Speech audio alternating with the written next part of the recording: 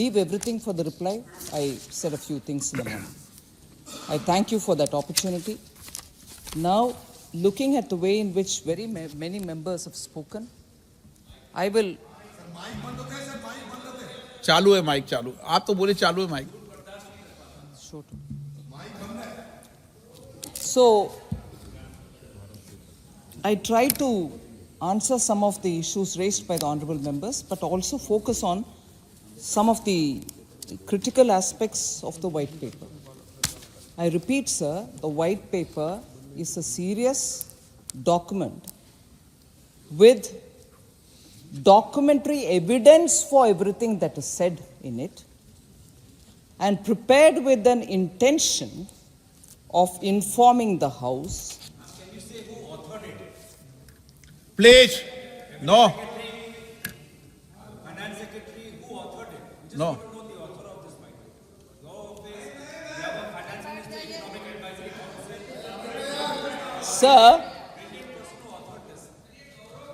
Sir, it is a serious document.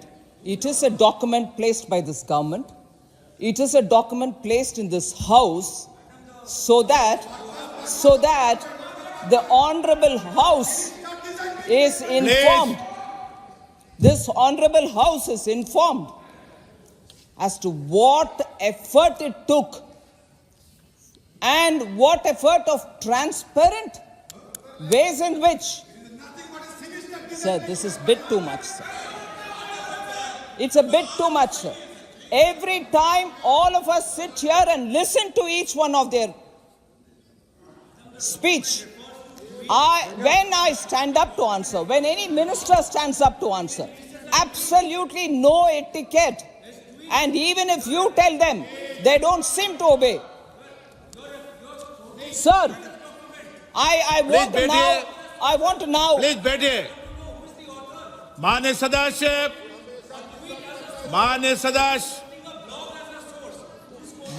Sir, this is a bit too much, sir. Please Even sit down. in spite Please. of you, people seem to take their own turns to speak and have running commentaries without you allowing them. Sir, so this morning, I did say it and I repeat it now. This is a serious document. Clear. Oh my God. Please, sir. No, it cannot be like this, sir. You are asking them to sit. I'm not saying anything and they don't want to sit. Every time honest answers are being given by speaker who raise it, they seem to be on their own to keep running commentaries going. They're not interested in my answer. But that will not stop me. I will still give it.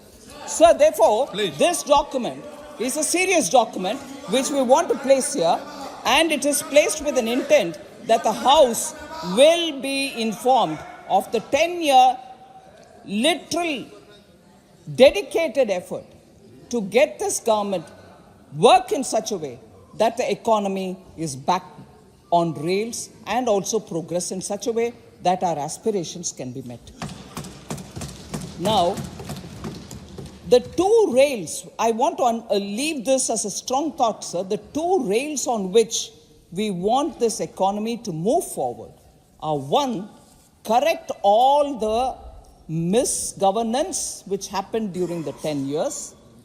Equally, just not focus on that, but also aim to do a lot of reforms and also push the economy in such a way, nudge the economy in such a way, where necessary, incentivize the economy in such a way that the movement forward is smoothened.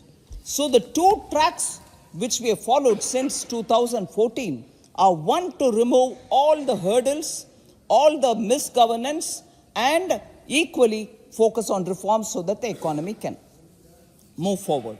Now, Honorable Member N.K. Premchandran, in the morning as well, and now, repeated baseless allegations in this white paper. Not at all, sir.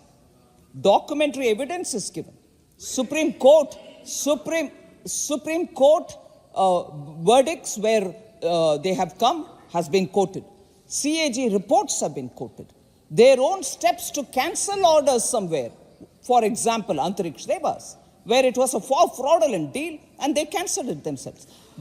Some of their own statements have all been quoted. Nothing which is a figment of anybody's imagination. To constantly, therefore, to say it's baseless allegation from a learned member like N.K. Premchandran. It's surprising that a document being placed here and open for everybody's discussion, person like N.K. Premchandran, who I respect a lot, who I respect a lot, says it's baseless allegation? Not at all, sir. I challenge anyone who says this document has anything which is baseless. Everything is with evidence. Everything is with evidence. I challenge anyone who would say that we've kept a white paper which has no proof. So that is one thing. And therefore, why now? No please, ये तरीका नहीं है। मान्य सदस्यगण, आपको पर्याप्त समय, पर्याप्त अवसर दिया, सबको अवसर दिया, और फिर आप जब माननीय मंत्री जी जवाब देते हैं तो बीच में बैठकर कमेंट्री करते हैं, उचित नहीं है। आपको पर्याप्त समय दिया, पर्याप्त अवसर दिया। नो प्लीज, नो नो माननीय मंत्री जी। सर,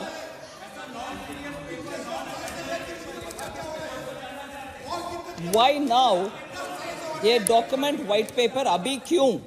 इसके लिए मैं जवाब अभी भी दे रही हूं। सबको मालूम भी है, हमारे व्हाइट पेपर में भी वो है। माननीय प्रधानमंत्री जी नरेंद्र मोदी जी 2015-16 में ही एक मीडिया के इंटरव्यू में बोले थे, it's not as if I am standing here to say it now. Even in 15-16, Honorable Prime Minister made a statement that there is a lot of suggestions coming that I should lay a white paper on the halat of the economy.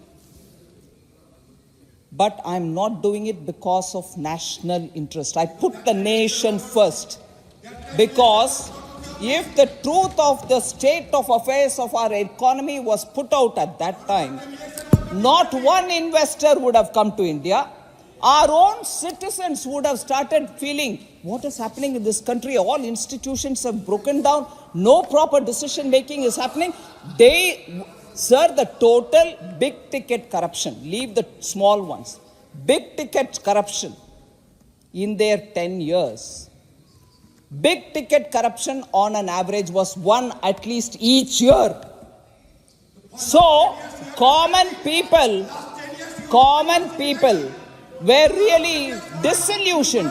ये इस देश में क्या हो रहा है? So, हमारे अपने own citizens would have lost faith by the white paper. So, we didn't want to. PM very clearly said we didn't want to bring it at that time. Now, why now? 10 years. 10 years of governance. 10 years of sincere effort to clear up the economy.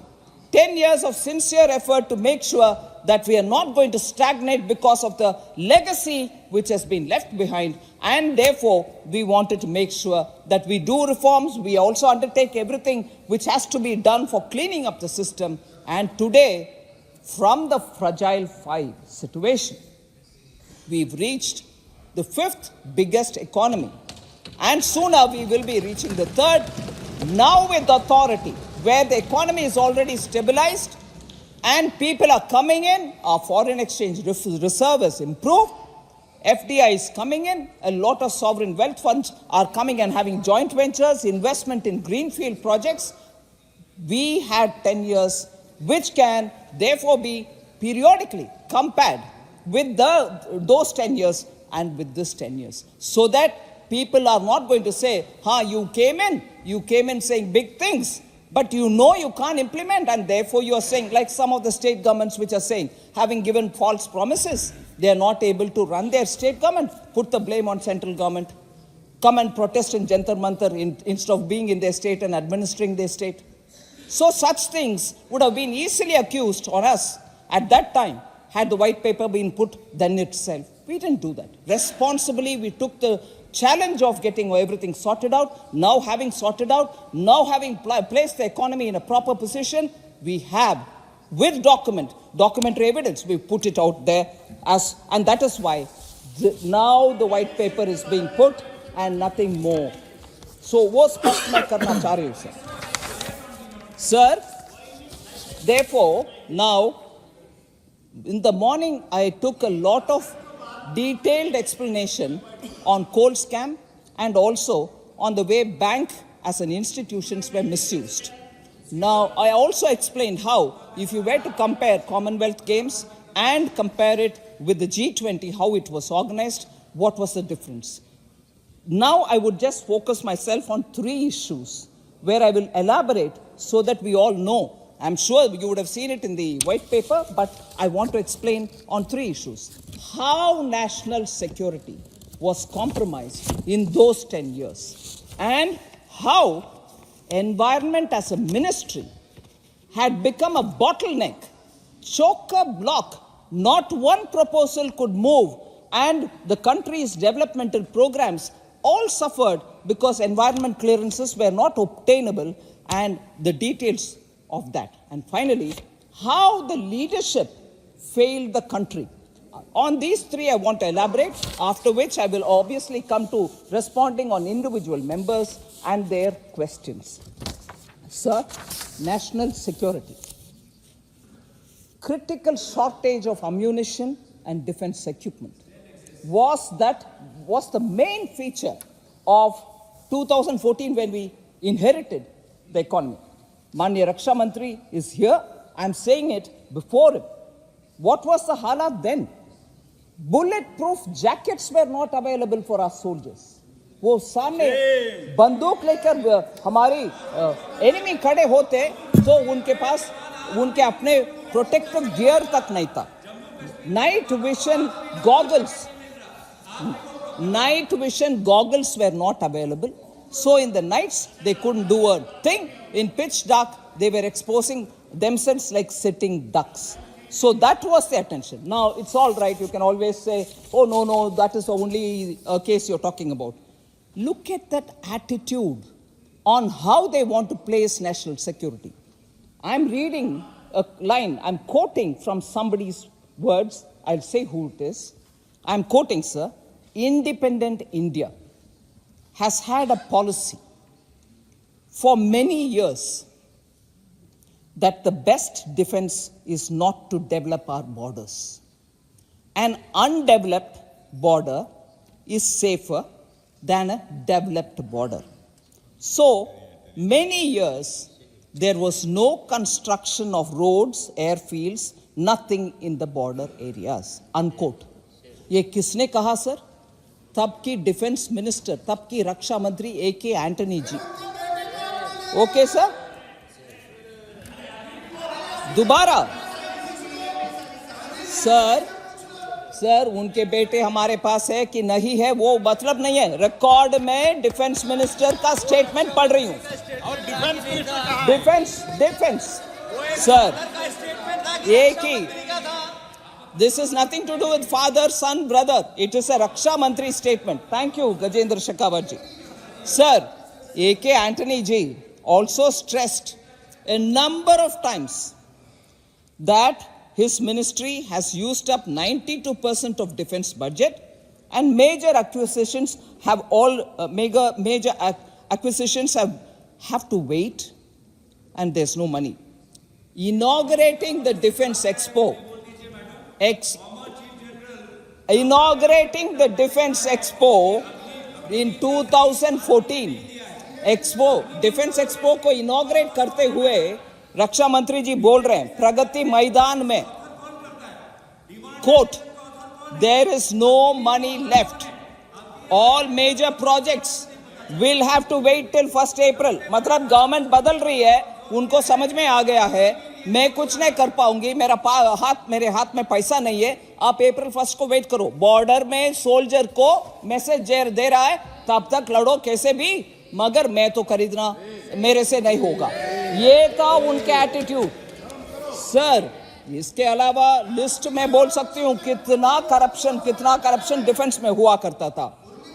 Agusta Westland, Agusta Westland VVIP chopper scam 2013 3,600 crores का था. और CAG 2011 में कुछ और संदर्भ में defence का विषय में pulled up the army, Ministry of Defense, for delay in buying artillery guns. So लगातार हमारे डिफेंस का कॉम्प्रोमाइज हुआ और total ignoring of arm forces. Correct measures हमारी तरफ से क्या हुआ? Defense budget has doubled during the last 10 years. It was 2013-14 में 2.53 lakh crores था, अभी 6.22 lakh crores है 24-25 में, बढ़ गई डिफेंस बजट.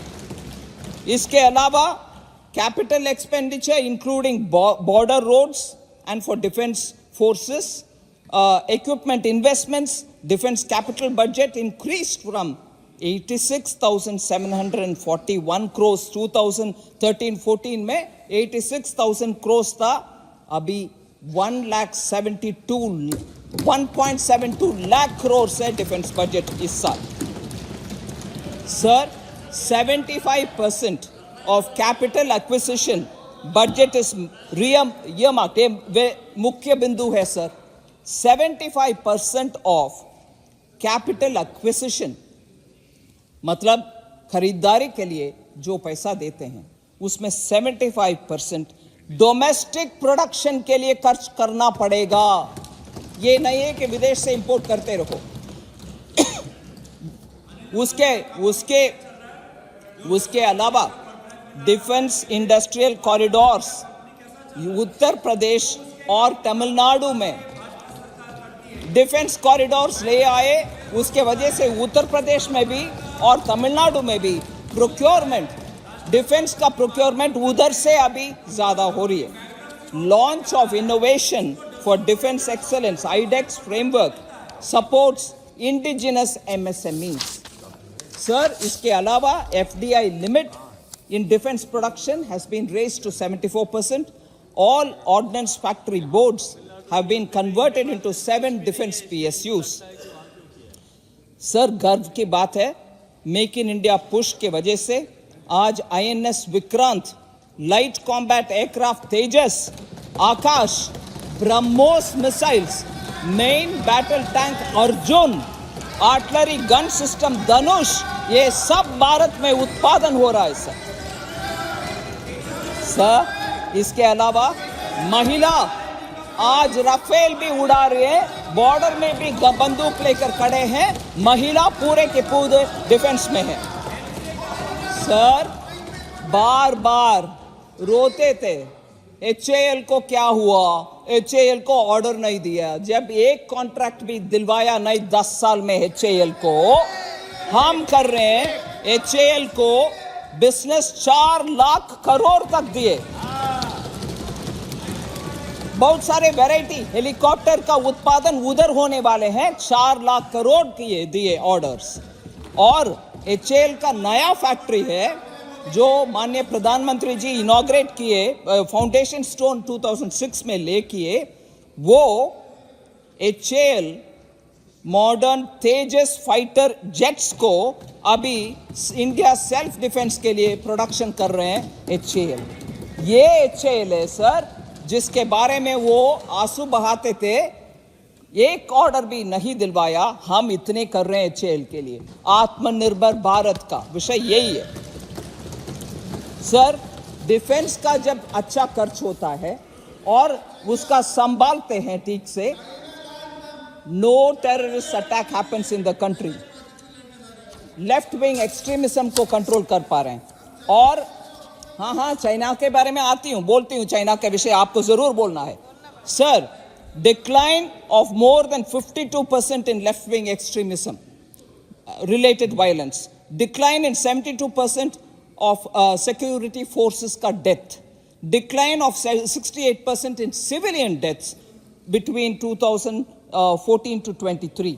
So ये कंपेयर करके हम बोल रहे हैं कि इंटरनल सिक्योरिटी में भी असर पड़ रहा है, क्योंकि डिफेंस के इक्विपमेंट का परचेस और सर इसीलिए value of defence production in 22-23 crossed 1 lakh crore. Defence production का इस देश में जो हो रही है उसका वैल्यू 1 लाख करोड़ से अधिक हो रही है अभी। Defence exports all time high of 16,000 crore का एक्सपोर्ट इस देश में हो रही है। एक्सपोर्ट 85 कंट्रीज तक पहुंच रही है हमारे इक्विपमेंट्स। सर, कांग्रेस का glaring mismanagement of defence issue, शायद इसमें एक और विषय मैं जोड़ रही हूं।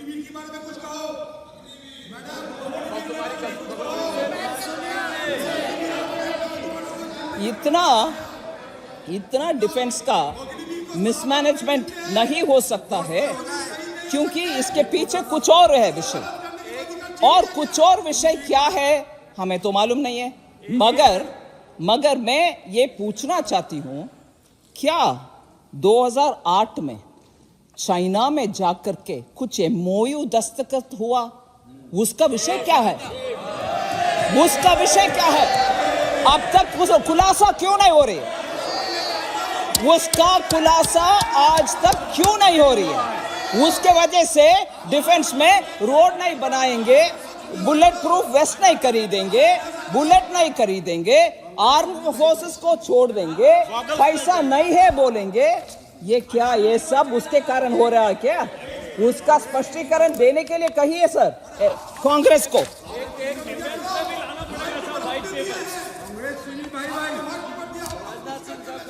सर, रेलवेज के विषय बहुत है, मगर समय का लिमिटेशन है, इसीलिए जयंती टैक्स के विषय में आ रही है। जयंती टैक्स के विषय में आ रही है। Environment ministry sir, average delay in grant of environmental clearances increased from on an average 86 days होता था, वो जाकर के 316 दिन तक हुआ between 2011 to 2014। एनवायरमेंट क्लियरेंस के लिए कागज 1 साल से ज्यादा ऑलमोस्ट 316 डेज तक वेट करके फिर भी नहीं मिलता था। 350 फाइल्स उनके पास पेंडिंग में वेट करती थी, मूव नहीं हुआ। 315 फाइल्स। हाँ, रविशंकर जी पूछ रहे हु वाज द मिनिस्टर। मैं बोलूंगी सर, वो एक कोटेशन से वो जवाब मिल जाएगा रविशंकर जी को, और वो कोटेशन उनका ही कोलीग है जो लॉ प्रैक्टिस करने वाले एक वेरी सीनियर लॉयर के कोर्ट है। कांग्रेस के स्पोक्स पर्सन थे अभिषेक मनु सिंघवी जी, उनका कोट पढ़ रही हूं सर रविशंकर जी का जवाब के लिए। एक प्रेस कॉन्फ्रेंस में अभिषेक मनु सिंघवी जी बोले, the term Jayanti tax was well known and understood by business circles। वही है उसका डेफिनेशन। जयंती टैक्स मतलब क्या है? अभिषेक मनु सिंघवी जी बोल रहे हैं कि ये तो पूरे बिजनेस वर्ल्ड को पूरे समझ है इसके ऊपर, आप समझ लो। प्रेस कॉन्फ्रेंस में मैं डेट भी बोल रही हूं, टाइम भी बोल रही हूं, सोर्स भी बोल रही हूं, ये मेरा इमेजिनेशन नहीं। इकोनॉमिक टाइम्स न्यूज़पेपर में इसका रिपोर्ट हुआ 31 जनवरी 2015 में। जयंती टैक्स का मतलब पूरे बिजनेस वर्ल्ड का समझ है भाई। आप क्या प्रश्न पूछ रहे हैं? ये कॉमन वर्ड है। आप क्या प्रश्न ऐसे तरीके से जवाब दिया गया। ये है उनके एनवायरमेंट क्लियरेंस का घपला। इसके विषय में आइए। Cost of doing business, cost of business इतना बढ़ गए, प्रोजेक्ट इंप्लीमेंटेशन नहीं हुआ, इंडस्ट्रियल ग्रोथ में रुकावट पैदा किया, जॉब अपॉर्चुनिटीज पूरे ठप पड़ गए, यूथ को इससे बहुत नुकसान हुआ, कोस्टल एरियाज में, माइनिंग एरियाज में काम ही नहीं आगे बढ़ा, और big ticket projects like POSCO and Vedanta completely were affected. image of India as a business destination went for a toss completely. Sir, मैं ये बात बोलना चाहती हूं, आंदोलन जीवी और भ्रष्टाचार जीवी की सरकार, आंदोलन जीवी और भ्रष्टाचार जीवी की सरकार ने जयंती टैक्स को जन्म दिया. वो जिसिया था, जिसिया बोलते हैं ना सर एक जमाने में, ये जयंती टैक्स जसिया था. प्रोजेक्ट डेवलपमेंट के लिए जसिया, आप दो पैसा फिर देंगे. ये जसिया जयंती टैक्स ये है व्हाइट पेपर में आ रहे विषय एनवायरनमेंट के ऊपर. सर, लाइसेंस परमिट राज, जसिया लाइसेंस परमिट राज वापस ले आए एनवायरनमेंट टैक्स के द्वारा. सो सर, हमने क्या किया? बैलेंस्ड प्रकृति एंड प्रगति, इसको बैलेंस करते हुए हम आगे बढ़ रहे हैं. प्रगति भी चाहिए, प्रकृति भी चाहिए. We brought in transparency, online system ले आए परिवेश ग्रीन क्लियरेंस के लिए, जल्दी हो और समय पर हो. Standardised and streamlined environmental impact assessment studies. फिर डिपार्टमेंट ऑफ क्लाइमेट चेंज, एक स्टेट में गुजरात में पहला आया, मगर सेंट्रल गवर्नमेंट से पहले उधर आया, फिर भी हम भी एनवायरमेंट के लिए प्रामुख्यता दी. उसके अलावा इंटरनेशनल सोलर अलायंस बनाया प्रधानमंत्री जी ने 2015 में. पंचामृत एक्शन प्लान ले आए 2021 में. मिशन लाइफ ले आए 2022 में. नेशनल ग्रीन हाइड्रोजन मिशन ले आए 2023 में. Namami Gange successfully arrested pollution in a holy river. इतना सारे एनवायरनमेंट में क्लियर करते हैं sir. Sir, rooftop solar,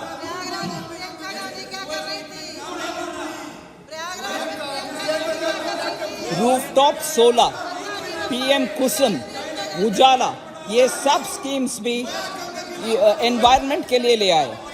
average time, मैंने 316 डेज बोला. Average time for clearance, average time for approvals to be cleared at central level has been reduced to 70 days. 316 days और कुछ, उससे 70 days तक आ गए.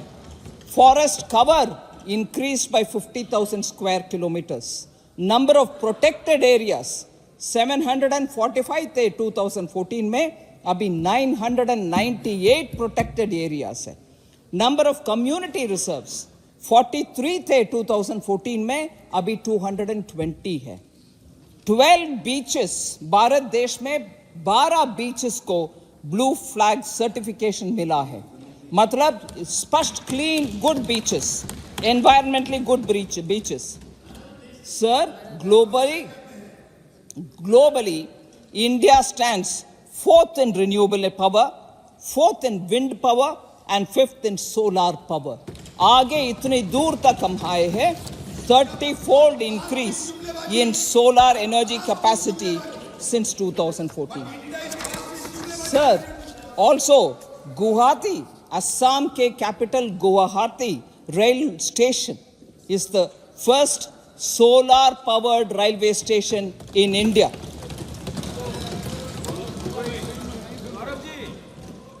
Target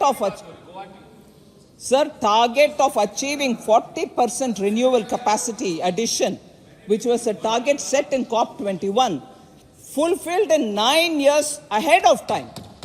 मान लीजिए 2020 में करना है, 2011 में ही हमने फुलफिल कर दिया. उतना जल्दी 9 years ahead of schedule उसको 40% renewable capacity को बढ़ाना हमने अचीव कर दी. सर, ऐसे बहुत सारे हर एक घोटाले के ऊपर इतना विस्तार से बोल सकते हैं, मगर टाइम के कारण मैं लास्ट में आ रही हूं लीडरशिप के विषय. हो ठीक है, थैंक यू सर. लीडरशिप के विषय में आ रहे हैं जो at the heart of the problem है. यूपीए का मिसमैनेजमेंट, यूपीए का घोटाला ड्रिवन 10 साल, यूपीए का मिसमैनेजमेंट, क्रोनी कैपिटलिज्म, ये सब का केंद्र बिंदु है लीडरशिप का problem, rudderless leaderless.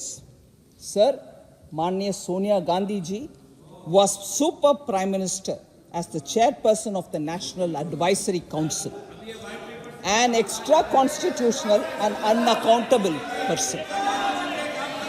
Of course, sir, सुबह मैंने एसबीआई चेयरमैन के विषय बोले, आर.के. तलवार जी के विषय बोले, वो नहीं मेंशन, मगर कांग्रेस के डीएनए में करप्शन, बैंक को मिसयूज करना, ये संदर्भ में उसको मैंने बोला। ऐसे ही ये मिसमैनेजमेंट और फ्रेजाइल फाइल का इकोनॉमी में आने का कारण क्या है? हर एक घोपला का एक्सप्लेनेशन हम दे रहे हैं, मगर इन सब का कारण क्या है? मैं जरूर बोलना चाहूंगी, लीडरशिप अगर सही है तो ऐसे हालात होता क्या है? इसीलिए सर, मैं बात इसलिए बोल रही हूं, गवर्नेंस के ऊपर ये मेजर दबाव था, बिकॉज एक्स्ट्रा कॉन्स्टिट्यूशनल अथॉरिटी उनको मिला।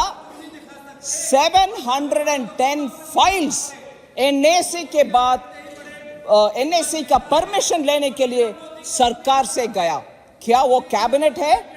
क्या वो अप्रूव्ड पार्लियामेंट है? क्या वो स्टैंडिंग कमेटी है? क्यों उनके हाथ में जाना 710 फाइल्स?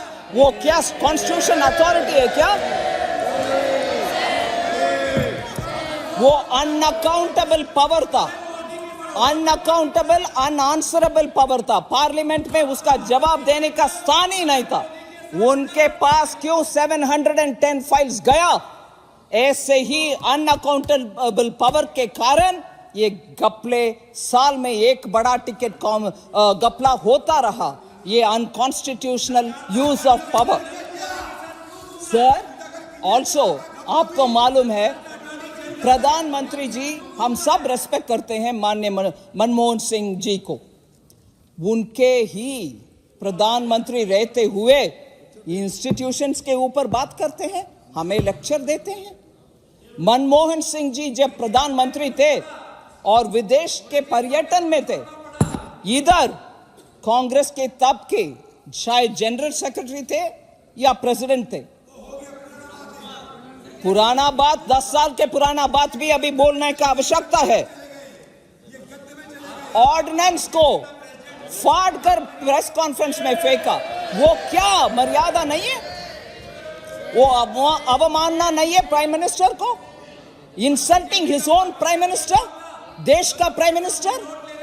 ये ऐसे घमंड और गर्वी, मतलब very arrogant, who did not care for his own prime minister, ये इंस्टीट्यूशन के ऊपर इतना चिल्ला रहे हैं आजकल, हमें लेक्चर दे रहे हैं। When his own prime minister को इंसल्ट करते हुए, जब वो प्राइम मिनिस्टर विदेश में थे, वो ऑर्डिनेंस को फेंक के, तब कहां गया हमारे एनके प्रेमचंद्रन जी?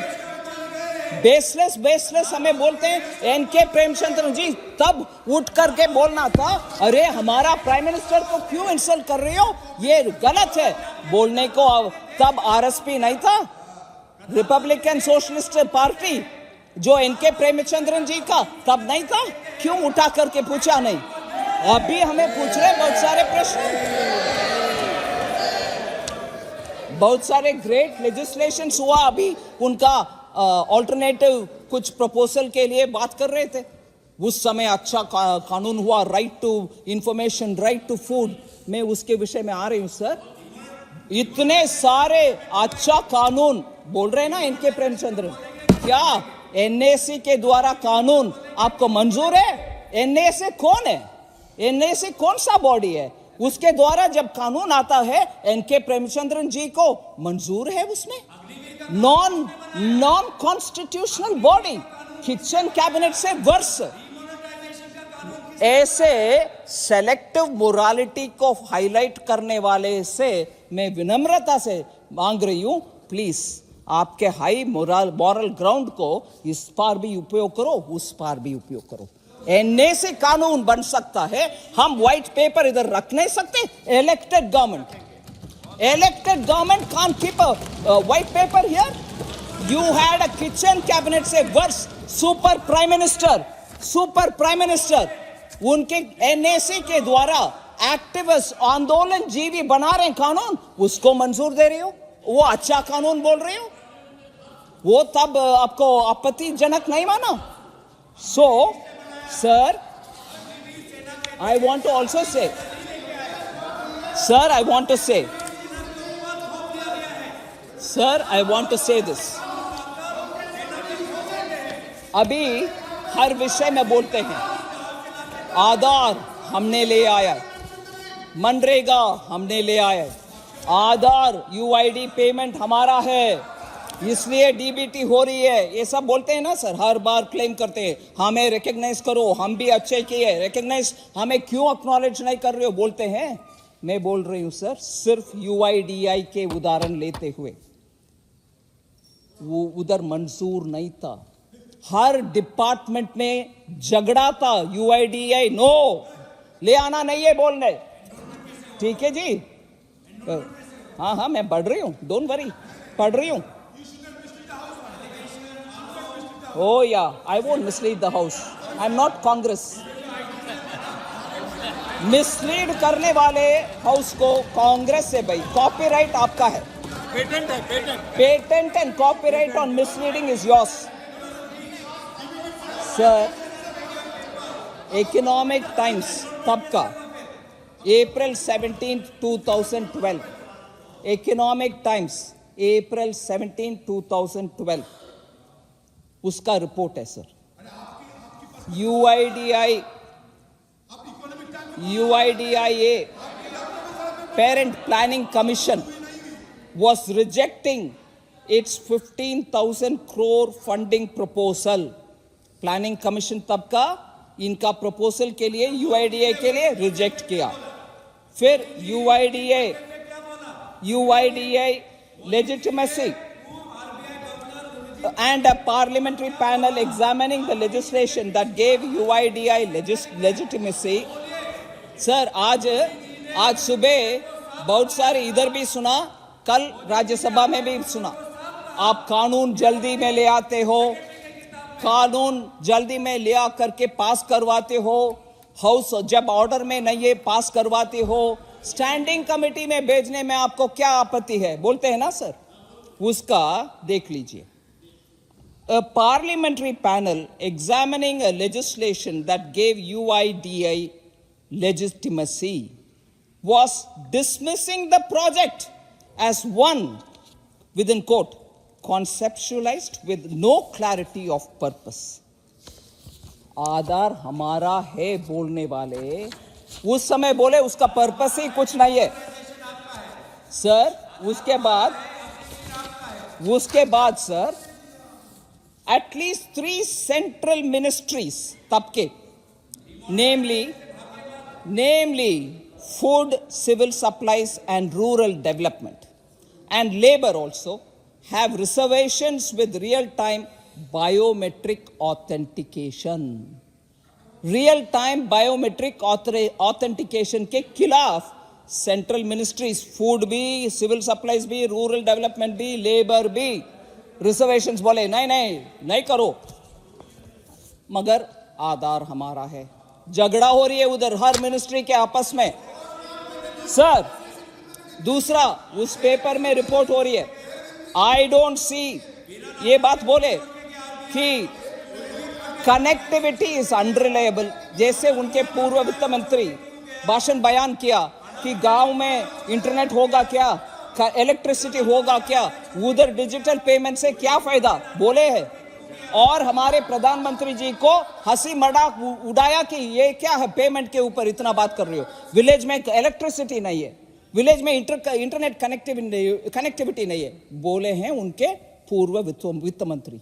वैसे ही इधर भी बोले, और इधर बोले connectivity is unreliable in rural areas especially below gram panchayat level. So I don't see this changing for the next 10 years.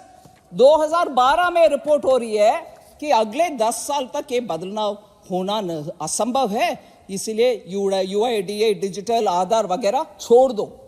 आज हमें बोल रहा गया कि आधार हमारा है। इंप्लीमेंट करने वाले हम हैं, स्केल अप करने वाले हम हैं। पूरे दुनिया में डीपीआई के ऊपर G20 में हमें बोला जाता है कि you are doing it right.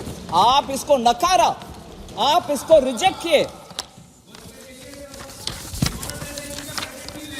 Sir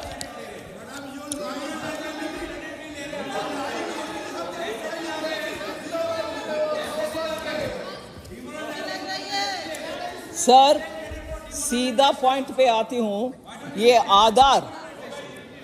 आधार और बायोमेट्रिक ऑथेंटिकेशन के वजह से आज कोविड के टाइम में भी हम डायरेक्टली बेनिफिशियर को पैसा भेज पाए, जो डेवलप्ड कंट्रीज भी नहीं कर पाए। और उससे सिर्फ कोविड के टाइम नहीं, आज डीबीटी जितनी भी चल रही है गवर्नमेंट के प्रोग्राम के वजह से, डीबीटी के वजह से, आधार ऑथेंटिकेटेड डीबीटी के वजह से 2.7 लाख करोड़ सरकार ने बचाया, सेविंग हुआ सरकार को। ये लीडरशिप का ताकत है, ये लीडरशिप का विजन है जो नहीं था यूपीए में।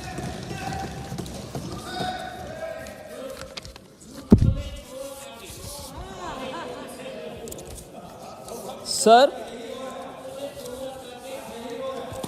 और बहुत सारे ऑनरेबल मेंबर्स ने ब्लैक मनी, सीबीआई, ईडी दुरुपयोग बोलते हैं ना सर। मैं डेटा देती हूं। पीएमएलए जो कानून को एनफोर्स करने वाले एनफोर्समेंट डायरेक्टरेट हैं, ठीक है सर, 2005 से 2014 तक प्रोसिक्यूशन कितना हुआ सर उनके समय में? 102, मतलब उसको खैर ही नहीं किया। पीएमएलए मतलब prevention of money laundering act, money laundering को कंट्रोल करने के लिए एक्ट है।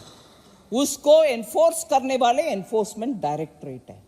उसको मनी लॉन्ड्रिंग के काम को रोकने के लिए उस समय कंट्रोल करके रखे थे। नहीं आप चुप बैठो, मनी लॉन्ड्रिंग होते रहने चाहिए, आप क्यों एक्टिव हो रही है? ऐसे करके उसको क्या बोलते हैं, चिड़िया बंद पिंजरे में चिड़िया बंद कर रखा। ईडी को पूरे इंडिपेंडेंस जब देते हैं, आप अपने कानून के तहत जो भी करना है करो। मैंने बोला 102 केसेस ही प्रोसिक्यूशन कंप्लेंट तक ले गए थे उनके टाइम में। जब ईडी को इंडिपेंडेंस दिया, आप अपने काम करो। पीएमएलए मतलब मनी लॉन्ड्रिंग को रोको, 1200 केसेस फाइल प्रोसिक्यूशन कंप्लेंट हुआ। ये 10 आ रही सर, क्योंकि जल्दी में है। नंबर ऑफ पर्सन्स कन्विक्टेड उनके समय पर 0, ठीक है, उनके समय पर कन्विक्शन 0। मगर हमने अभी हमें पूछ रहे हैं कितना कन्विक्शन हुआ भाई? बोल रहे हैं सर 58 कन्विक्शंस हुआ है। 58 कन्विक्शंस। हाँ, आपके 0 है record out of sir. When I answer A question, उनको लगता है सुई, कुछ और प्रश्न पूछते हैं। बेटो देती हूं, जवाब देती हूं सबका। सर अमाउंट ऑफ रेस्टिट्यूशन, मैं पूरे लिस्ट को नहीं पढ़ रही हूं। अमाउंट ऑफ रेस्टिट्यूशन मतलब जहां मनी लॉन्ड्रिंग के वजह से पैसा बनाया और बैंक को लूटा, उस पैसा को रेस्टिट्यूशन बोलते हैं। जब वो पैसा पकड़ में आता और बैंक असली ओनर को वो पैसा चली जाता है, उसको रेस्टिट्यूशन बोलते हैं। रेस्टिट्यूशन उनके समय में कितना सर? मनी लॉन्ड्रिंग जहां हुआ है उससे पैसा निकाल करके कानूनन जिनको वो न्यायबद्ध तरीके से वापस करना है, उसको रेस्टिट्यूशन बोलते हैं। उनका समय में 0, कोई एक पैसा वापस नहीं आया इस भारत देश के खजाने में। मगर रेस्टिट्यूशन हमारे समय में इस 10 साल में कितना आया सर? 10 भी नहीं, 9 साल में अप टू 23 कितना आया? 16,333 करोड़। जीरो आपका। हमारा पैसा जा रही है वापस जिनको जाना है। ओके सर, ठीक है। नाउ रेड कॉर्नर नोटिस, इससे जुड़े हुए बहुत सारे मामला उठाए, मैं वो भी आंसर करती हूं। गलत करके बाहर भाग गए लोग, उनके समय पर जितने लोगों को रेड कॉर्नर नोटिस इशू किया उनके समय पर जीरो। हमारे समय पर 9 साल में 24 लोगों के ऊपर रेड कॉर्नर नोटिस है।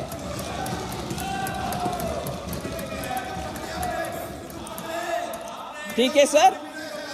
और इनके समय पर पैसा लेकर के बैंक को चीट करके बाहर जो गए उनके ऊपर भी एक्स्ट्रेडिशन ऑर्डर्स पास करवाए, उनको भी वापस ले आएंगे। ऑर्डर तो हो गया है विजय मल्ल्या, नीरव मोदी और संजय भंडारी के ऊपर ऑर्डर हो गया, उनको एक्स्ट्रेडिशन करने का ही बाकी है। ये इनके समय में जीरो ले आए सर। दूसरा, इनके टाइम में कितने लोग को फ्यूजिटिव डिक्लेयर किया? मतलब एक गुना इधर कर दिया, इकोनॉमिक ऑफेंस कर दिया, भागे। कम से कम उनको बोलना है, उनको नाम देना है कि कानून से भागने वाले, उनको हम फ्यूजिटिव बोलते हैं। फ्यूजिटिव। इनके बगोड़ा, इनके काल में कितने घोषणा हुआ, कितने लोग के ऊपर बगोड़ा करके? जीरो। हमारे समय पर 12 लोग को फ्यूजिटिव हमने घोषणा कर चुके हैं। ये क्या है? क्या रिकॉर्ड है इनका? Sir, number of FEO, number of persons extradited, ये बोलते हैं एक्स्ट्राडिशन ऑर्डर हो गया है, विजय मल्ल्या आया है, नीरव मोदी आया गए, ऑर्डर पास हो गया, मगर हम एक्स्ट्राडाइट भी किए हैं लोग। इनको इनके समय पर कितने लोग को एक्स्ट्राडाइट किया? जीरो। आपको मालूम है, आप ही बोल रही हो जीरो। जितने इनके घोटाले के जीरो होते थे उतने जीरो यहाँ पर। हाँ, हमने 4 लोग को ये ऑर्डर पास करवा करके एक्स्ट्राडाइट कर रहे हैं। So total amount confiscated from the FEOA, मतलब फ्यूजिटिव इकोनॉमिक ऑफेंडर, उनके प्रॉपर्टी से कितना पैसा हमने वसूल किया? इनके समय पर कितना आदिर जी? जीरो। सही बात है, जीरो। हमारे टाइम में 906.74 करोड़ फ्यूजिटिव ऑफेंडर से वापस आए।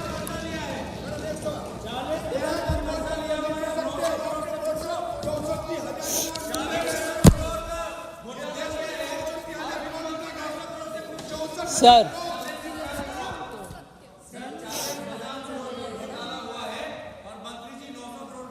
सर, अरे जीरो से आप खुश है भाई?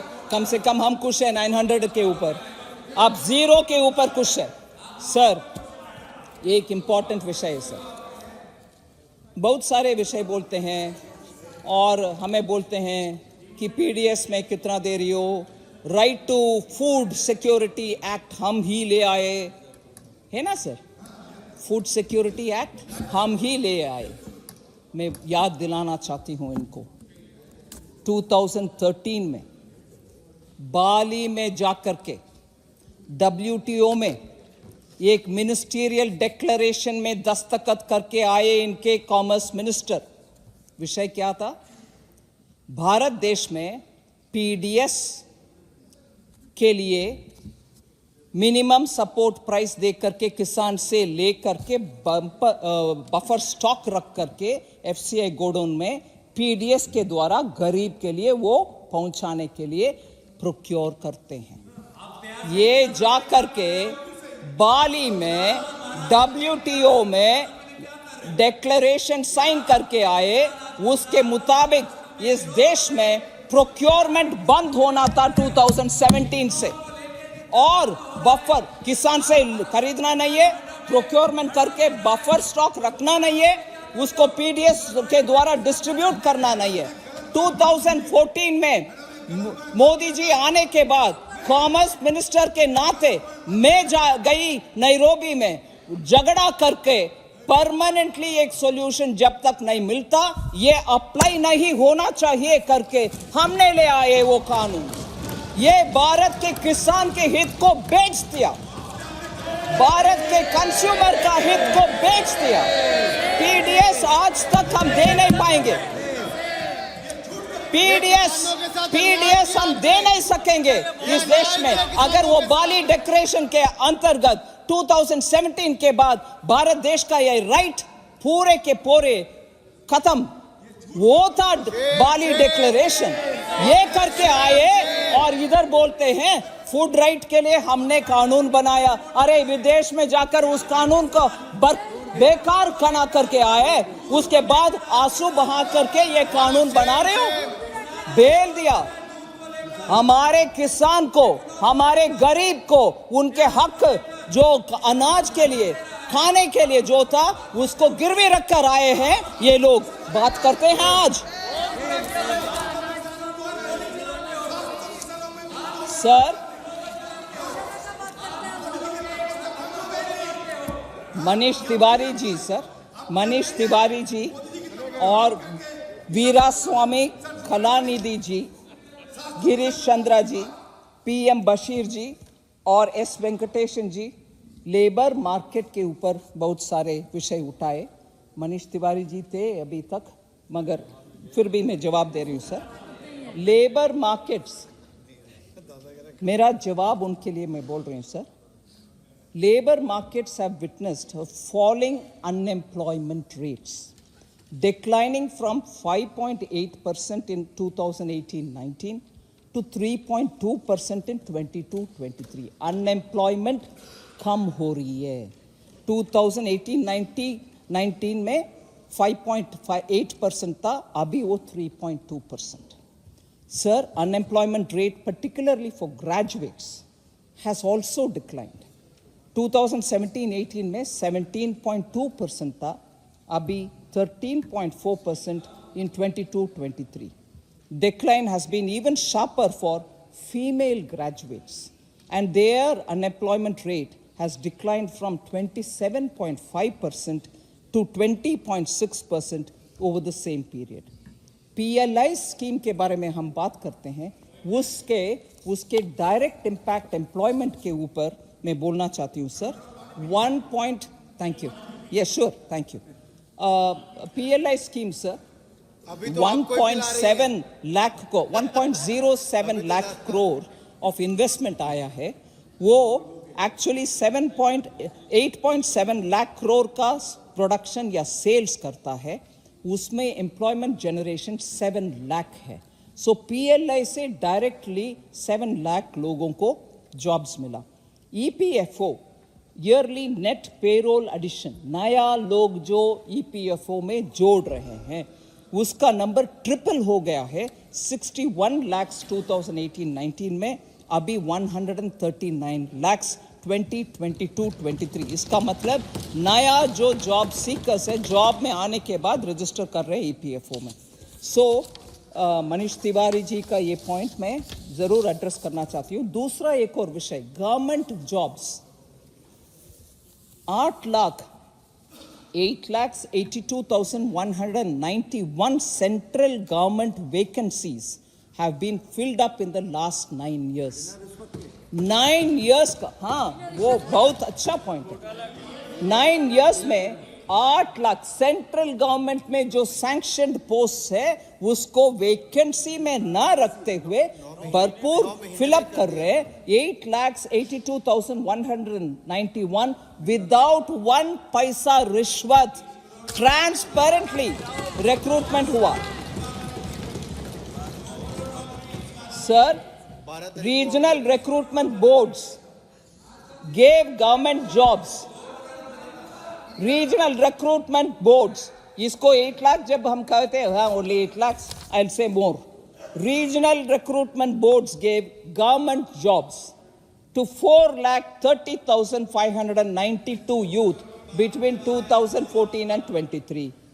गवर्नमेंट रोजगार मेला लॉन्च किए अक्टूबर 22 में, उसके द्वारा recruitment for 10 lakh central government jobs हो रही है। 6.32 लाख लोगों को अपॉइंटमेंट लेटर पहुंच गया है उनके हाथ में। ये सब भी बिना रिश्वत, बिना घूम फिर करके इधर जाना उधर जाना, रिकमेंडेशन ले आना, बाय भतीजावाद बोलना, कुछ भी नहीं, इंटरव्यू तक नहीं। Sir, with other thing, economy में ऐसे माहौल पैदा हुआ है जिससे gig economy has emerged as a noteworthy job generator। उसमें आज 77 लाख वर्कर्स, आज मतलब फाइनेंशियल ईयर 2021 में नीति आयोग के रिपोर्ट बोलती है 77 lakh workers are in gig jobs. Sir, फिर मनीष तिवारी जी, वीरास्वामी जी और वीरास्वामी कलानिधि जी, गीता विश्वनाथन जी और सौगता रॉय जी सब पूछे इन्फ्लेशन के ऊपर। मैं बात बोलना चाह रही हूँ सर, 2004 से 2014 average annual inflation in the economy was 8.2%. 10 years में average 8.2% था। Last 3 years मतलब 11, 12, 13, 14 में the average retail inflation वो 8.2% से उठकर 9.8% गया इन्फ्लेशन यूपीए के लास्ट 3-4 years में। ग्लोबल इन्फ्लेशन उस समय कितना था सर? एवरेज 4 to 5% ही था, मगर भारत देश में 9.8%। Under UPA retail inflation was more than 9%। 28 महीना जो उनके कार्यकाल था उस समय, उसमें 22 पूरे महीना 9% से ज्यादा था इनके इन्फ्लेशन रेट 2012 से 14 तक। समटाइम्स 9% से भी ज्यादा हुआ। इनके एनुअल एवरेज इन्फ्लेशन रेट 5 साल में एवरेज डबल डिजिट में था। इनके रिकॉर्ड इन्फ्लेशन के ऊपर ऐसा है, और हमारे रिटेल इन्फ्लेशन ज्यादातर 5% में था, नेवर क्रॉस्ड 8%, और 8-9% और डबल डिजिट परसेंट में इन्फ्लेशन रखने वाले उनके समय में हमारे ऊपर कमेंट कर रहे हैं इन्फ्लेशन क्या है, इन्फ्लेशन ऐसे हुआ, इन्फ्लेशन ऐसा हुआ। और मैंने पार्लियामेंट के क्वेश्चन आवर में भी सरकार जितने कदम उठाए, मुख्यतः cooking gas cylinder, more than about 10 lakh लोगों को गैस सिलेंडर उज्ज्वला के जो द्वारा जिनको मिलता है उनको 300 रुपीस तक सब्सिडी देते हैं।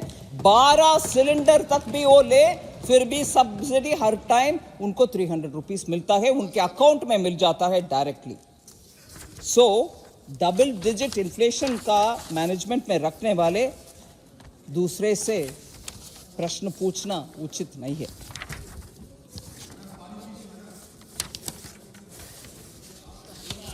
Sir, thank you.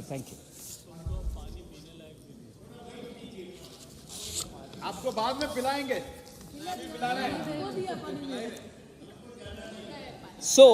सर, मैंने इस पॉइंट को बोलना चाहती थी, उससे मैं खत्म करूंगी। Per capita consumption of PM Ujjwala योजना बेनिफिशियरीज इज 3.84 सिलेंडर्स, मतलब एक साल में करीब 4 सिलेंडर लेते हैं गरीब उनके घर में उपयोग करने के लिए। प्रो रेटा बेसिस में बोल रही हूँ। 2016 से लेकर के more than 180 crore refills have been taken by Ujjwala beneficiaries. Each day, हर दिन उज्ज्वला families 11 लाख refills लेते हैं। हर दिन 11 लाख उज्ज्वला बेनिफिशियरी रीफिल के लिए आते हैं। हमें बोला जाता है उज्ज्वला में कोई आते नहीं है, आजकल रीफिल नहीं कर रहे हैं, आप गलत बयान बोल रही हो। No, every day 11 lakh refills are being taken by Ujjwala beneficiaries। In the last financial year, sir, मान लीजिए LPG consumption non Ujjwala Ujjwala सब इकट्ठा करके 100 सिलेंडर कंजम्पशन है, तो उसमें 20 उज्ज्वला सिलेंडर वाले हैं। इसीलिए सरकार उनके अपने स्कीम्स को सही तरह इंप्लीमेंट करती है और उसको मॉनिटर करती है। लीडरशिप स्पष्ट है कि भारत देश विकसित भारत